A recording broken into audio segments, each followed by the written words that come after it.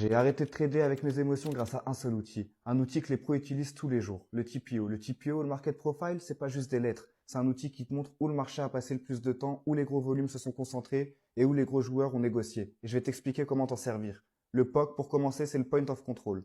C'est la zone la plus acceptée, le prix juste. C'est souvent un aimant pour le prix. Tu le notes, tu le surveilles et quand on arrive dessus, tu réagis. La VAH, c'est la limite haute de la zone de valeur. La VAL, c'est la limite basse. Le prix évolue entre ces deux zones.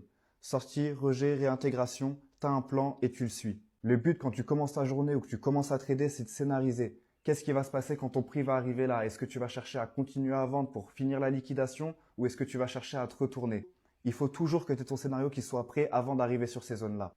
Ensuite, c'est très simple, il suffit de les surveiller. Est-ce qu'on la passe? Est-ce qu'on pull back? Ou est-ce qu'on range dessus? Les zones vides que tu vois ici, c'est des single print, des zones où le prix a fui, souvent creusées lors des news ou des gros déséquilibres. Mais dans 80% des cas, le marché revient les combler. Encore une info qu'un graphique classique ne te donne pas.